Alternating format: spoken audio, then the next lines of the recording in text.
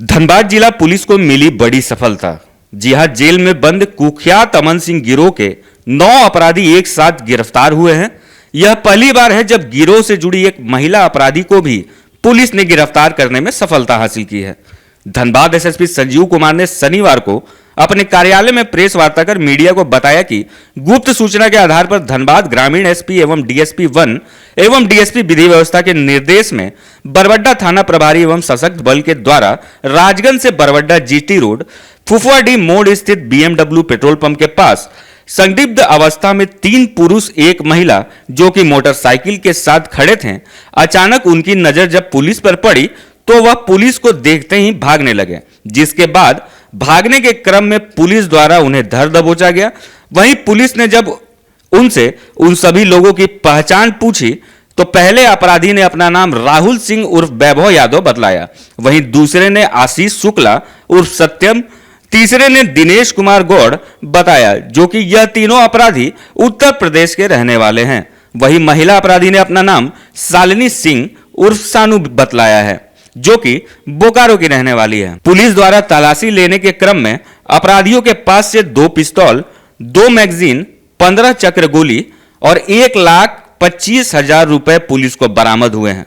आपको आगे बता दें कि धनबाद एसएसपी संजीव कुमार ने यह भी बताया है कि पकड़े गए अपराधी जेल में बंद कुख्यात शूटर अमन सिंह के लिए काम करते हैं। अमन सिंह के लिए हत्या करते हैं और बोकारो से धनबाद जीटी रोड के किनारे मोहल्ले में भाड़े का मकान खोजने के लिए आए हुए थे।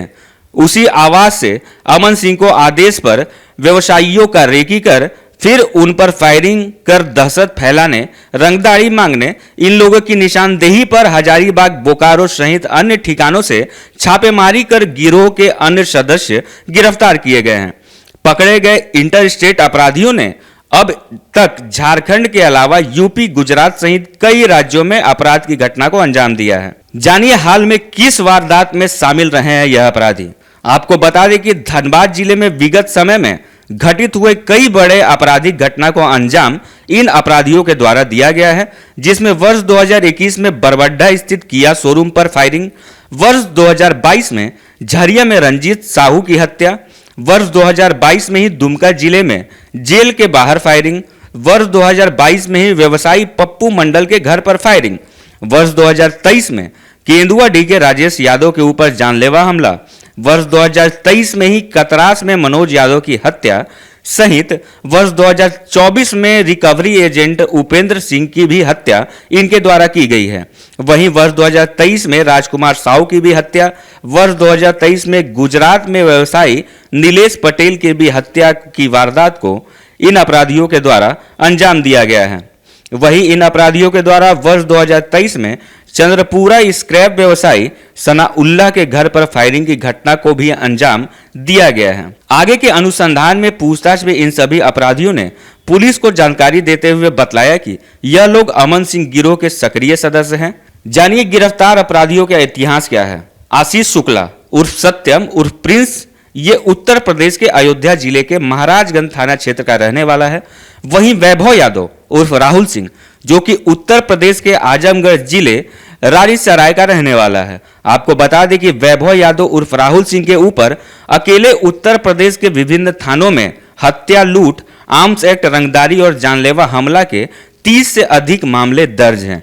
सलोनी कुमार उर्फ सानू सिंह, जो कि बोकारो झारखंड की रहने वाली है, ये वही सलोनी है जो कि अमन सिंह गैंग के बैंक के पैसे की देखभाल कर उस पैसों को ब्याज दर पर देने का भी काम किया करती थी और गैंग्स के पैसे कहां इन्वेस्ट होंगे यह सभी जिम्मेवारी शालिनी सिंह के ऊपर थी। सुशील सिंह ये धनबाद झरिया के कतरास मोड़ सिंह नगर का निवासी है। दिनेश कुमार गौड़, जो कि आजमगढ़ उत्तर प्रदेश का निवासी है। बाबू सिंह उर्फ आशुतोष आनंद, जो कि हजारीबाग का रहने वाला है। अरुण कुमार, जो कि बोकारो का निवासी है। मुकेश कुमार महतो, जो कि बरवड्डा धनबाद का रहने वाला है। वहीं कुख्यात अपराधी मनोहर प्रसाद, जो कि जमशेदपुर का निवासी है। इस गैंग को पकड़ने के लिए जो विशेष टीम बनाई गई थी, उस छापेमारी दल की सफलता पर एसएसपी ने खुशी जाहिर की है। टीम में शामिल पुलिस अफसरों में डीएसपी अमर कुमार पांडे, डीएसपी विधि व्यवस्था अरविंद कुमार बिन्हा और 3 इंस्पेक्टर और कई थाना के पदाधिकारी व आधा दर्जन जवान शामिल थे। धनबाद क्षेत्र में जो भी बड़ी घटनाएं घटी हैं, जिसमें खासकर आप लोगों के द्वारा मीडिया में ये बात आई कि ये ऑर्गेनाइज्ड गैंग के द्वारा किया गया है या किसी गैंग ने अपने आप को उसमें जिम्मेवारी ली, जो खासकर जो दो गैंग यहाँ हैं, जिसमें प्रिंस खान और अमन सिंह गिरोह के लोगों ने कई बार अपनी जिम्मेवारी ली कि ये हत्या हमने करवाया, ये घटना, ये फायरिंग हमने करवाया। तो उस घटना में हम लोगों ने हर घटना पर कुछ अपराधकर्मी पकड़े गए, और खासकर वो अपराधकर्मी पकड़े गए जो धनबाद से जिनका संपर्क था, जो धनबाद से थे और जिनका धनबाद से इन्वॉल्वमेंट ज़्यादा था। लेकिन आज कुल 9 अपराधकर्मी पकड़े गए हैं, जिनका जो धनबाद के विभिन्न घटनाओं में संलिप्तता इनकी पाई गई है। करीब पिछले 1.5 वर्षों में करीब 8 बड़ी घटनाएं इनके द्वारा की गई हैं, जिसमें विशेषकर जो आपका झरिया में रंजीत साहू की हत्या है, वो घटना है। पप्पू मंडल के घर पे फायरिंग हुई थी। राजेश यादव केंदुआडी के ऊपर जानलेवा हमला हुआ था। फिर कतरास में मनोज यादव की हत्या हुई थी। उपेंद्र सिंह की हत्या हुई थी परवड्डा थाने में। राजकुमार साहू की हत्या हुई थी। और इसके अलावे इनकी जो संलिप्तता है वो गुजरात के कुछ कांडों में, बोकारो के कुछ कांड में, और वेस्ट बंगाल में कुछ जो सनसनीखेज हत्याएं हुई थी, उनमें भी इनकी संलिप्तता प्रकाश में आई है। कुल 9 अपराधकर्मी पकड़े गए हैं, जिसमें जो मुख्य रूप से जो अपराधकर्मी है वैभव यादव उर्फ राहुल सिंह, जो मुख्यतः यूपी का रहने वाला है, आजमगढ़ का, और यूपी में भी करीब इस पर 30 कांड हैं। जो सभी घटनाएं यहाँ घटी हैं, जिसमें रंजीत साहू की घटना में खुद शामिल था, और जो एक्चुअल बंदा जिसने गोली मारी थी रंजीत साहू को, जो सीसीटीवी में फुटेज में भी आया है, वो यही बंदा था। मनोज यादव का जो हत्या कतरास में हुआ था उसमें भी शामिल था। राजकुमार साहू की जो हत्या हुई थी उसमें था। पप्पू मंडल और बाकी जो फायरिंग वायरिंग हुई है। इसके अलावा गुजरात जेल, ये सॉरी दुमका जेल गेट पर जो गोली चली थी उसमें भी ये शामिल था। तो काफ़ी यूपी पुलिस के साथ भी इसका एक बार इनकाउंटर हुआ है, जिसमें इसके अफवाह में यूपी पुलिस के द्वारा गोली लगी थी। उसके बाद भी ये लगातार घटनाओं को अंजाम दे रहा था। कभी अमन सिंह, कभी प्रिंस खान के संपर्क में रह करके ये काम कर रहा था। मुख्यतः अमन सिंह के संपर्क में था। आशीष शुक्ला भी यूपी का ही रहने वाला है। ये राजकुमार साहू हत्याकांड में शामिल था, हत्या इसने ही की थी। और चंद्रपुर अफी बोकारो के किसी 1-2 कांडों में ये शामिल था। इसी प्रकार दिनेश गौड़ है, ये भी यूपी का है। ये भी हमारे यहाँ जो 1-2 मुख्य घटनाएं हुई हैं, मुख्य हत्या की घटना हुई, जिसमें कि बेसिकली ये लोग शूटर्स हैं। जो वैभव यादव, आशीष शुक्ला, दिनेश गौड़, ये लोग शूटर है, जो कॉन्ट्रैक्ट शूटर्स है कि भाई इसको कोई गैंग संपर्क किया और वो लोग पैसे पर ये लोग काम कर रहे थे। फिर एक लड़की महिला पकड़ाई है, सलोनी कुमारी। जब हम लोगों ने इसके बारे में अनुसंधान किया तो ये जो पैसे का लेन देन होता था उसका सारा लेखा जोखा, उसका सारा, उसको पैसा को कहाँ लगाना है, कहीं सूद पे भी इसने पैसा लगाया है, और पैसा का सारा लेखा जोखा यही करती थी, किसको कहाँ पहुँचाना है, किसको देना है, ये काम इसके द्वारा किया जाता था। ये बोकारो के रहने वाली है। फिर अरुण कुमार है, जो किया शोरूम में बम मारा था उसमें शामिल था। ये भी दुमका जेल में जो फायरिंग हुई थी उसमें भी ये शामिल था।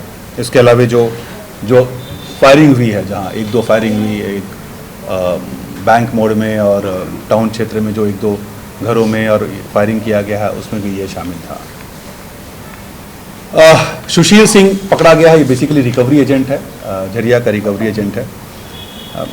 ये हत्या में डायरेक्टली शामिल नहीं है, लेकिन जब भी अपराधकर्मी आते थे तो अपराधकर्मियों को अपने घर में रखना, उसके लिए रेकी कराना, उसको कहाँ जो टारगेट को पहचानवाना कि यही टारगेट है, क्योंकि ये लोग बाहर के बंदे थे, तो इनको ये सारा काम सुशील सिंह के द्वारा किया गया है। और इस संबंध में सारा एविडेंस भी, साक्ष्य भी हम लोगों ने एकत्रित कर लिया है।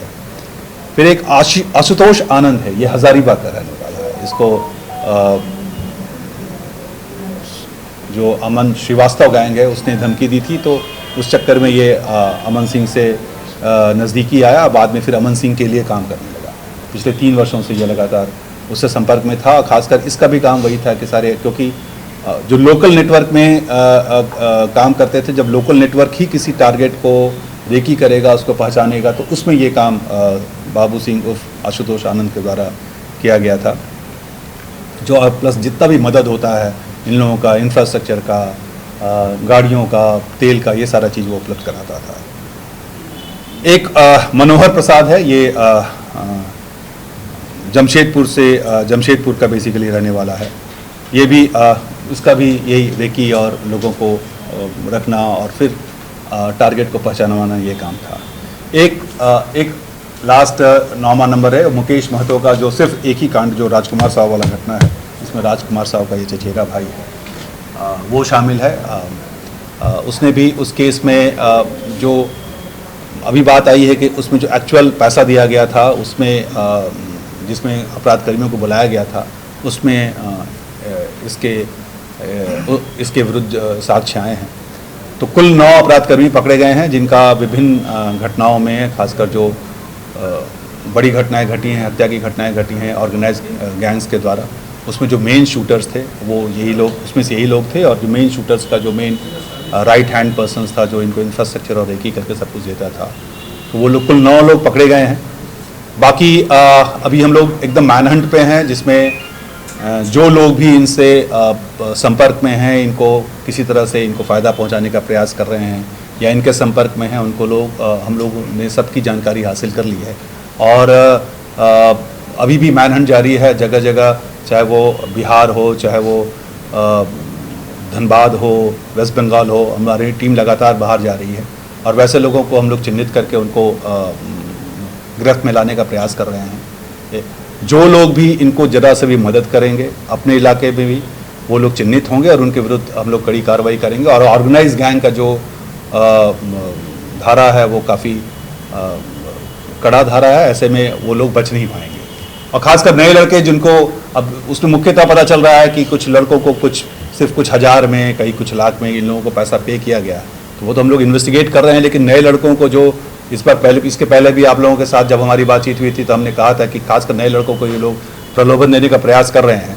तो वैसे लोगों को एक बार फिर सचेत हो जाने की आवश्यकता है, क्योंकि उनको चिन्हित होना ही होना है और फिर उनकी पूरी ज़िंदगी बर्बाद हो जाएगी और उसमें से कोई बचने वाला नहीं है।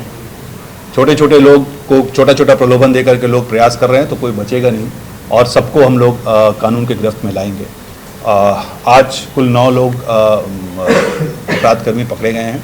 बाकी अन्य जो कुछ और अपराधकर्मियों का नाम आया, इनके विरुद्ध हमारा जो प्रयास है वो जारी है। तो बंगाल में सर जो वेबसाइट है। न्यूज़ एएनपी के लिए सहयोगी निकुंज के साथ धनबाद से अंबर कलश की रिपोर्ट।